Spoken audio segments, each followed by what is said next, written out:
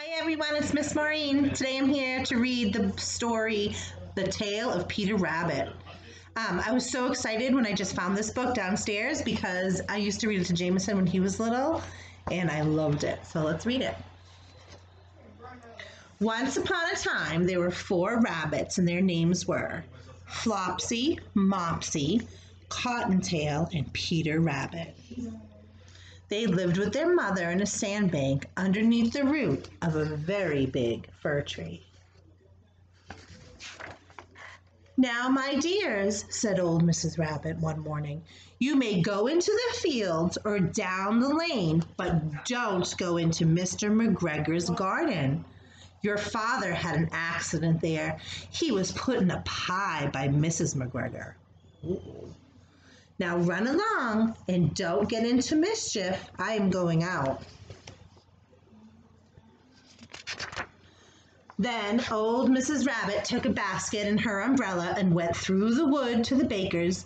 She bought a loaf of brown bread and 5 currant buns.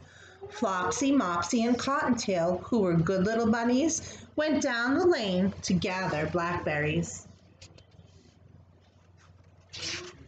But Peter, who was always very naughty, ran straight away to Mr. McGregor's garden and squeezed under the gate. Oh my! First he ate some lettuces and some French beans, and then he ate some radishes, and then, feeling rather sick, he went to look for some parsley.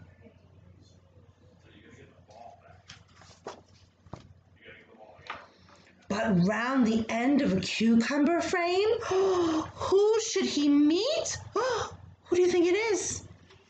But Mr. McGregor. Oh no! Mr. McGregor was on his hands and knees planting out young cabbages, but he jumped up and ran after Peter, waving a rake and calling out, "Stop, thief, stop!" Peter was most dreadfully frightened. He rushed all over the garden, for he had forgotten the way back to the gate. He lost one of his shoes among the cabbages and the other shoe amongst the potatoes.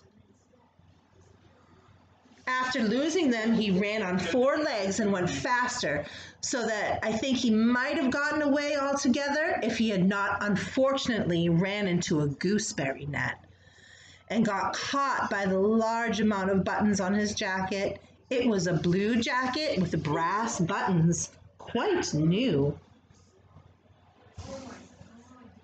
Peter gave himself up for lost and shed big tears.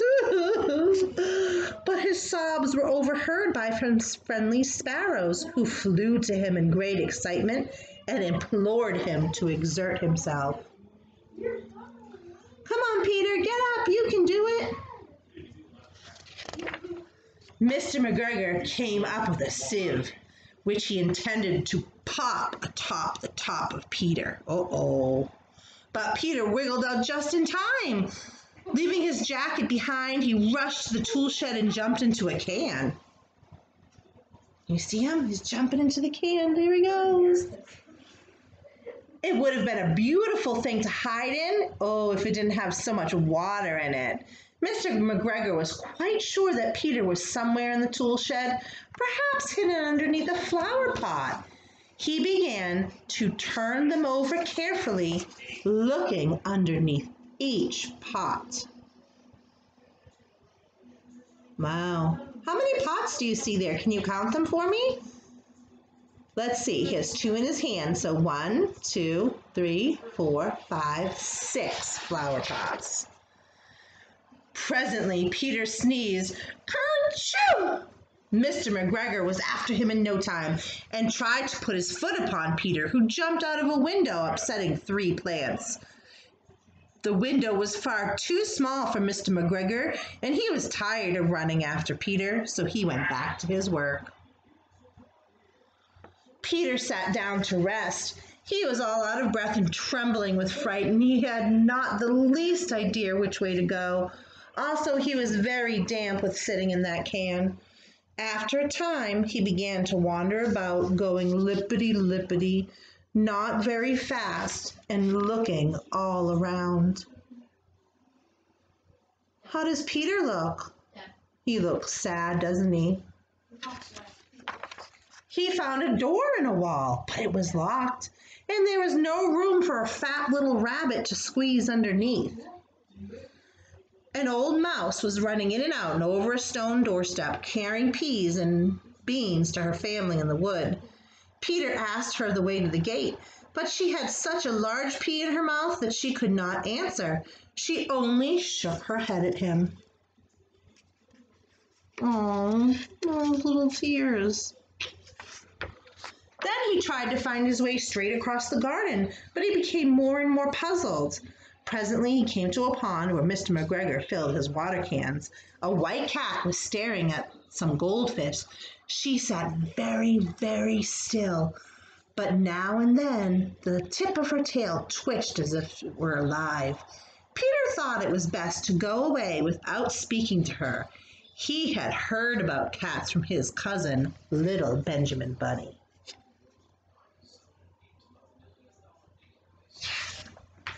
He went back towards the tool shed, but suddenly, quite close to him, he heard the noise of a hoe.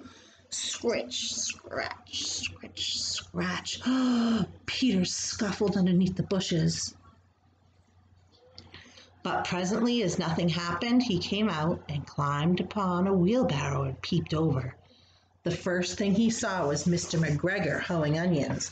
His back was towards Peter. And beyond him was the gate. Oh, let's see. So there's Peter.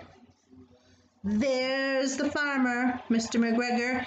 And way over here is where he needs to go. Do you think he'll be able to make it? Find out. Peter got down very quietly off the wheelbarrow and started running as fast as he could go along a straight walk behind some blackcurrant bushes. Mr. McGregor caught sight of him at the corner, but Peter did not care. He slipped underneath the gate and was safe at last in the wood outside the garden. Mr. McGregor hung up the little jacket and the shoes for a scarecrow to frighten the blackbirds. Peter never stopped running or looked behind him until he got home to the big fir tree. Look, there's his shoes and his blue jacket he was wearing. He was so tired that he flopped down in his nice soft sand on the floor of his rabbit hole and shut his eyes. His mother was busy cooking, and she wondered what he had done all day and what he had done with his clothes. It was a second little jacket and a pair of shoes that Peter had lost. I am sorry to say that Peter was not very well during the evening. His mother put him to bed and made him some chamomile tea, and she gave him a dose to Peter.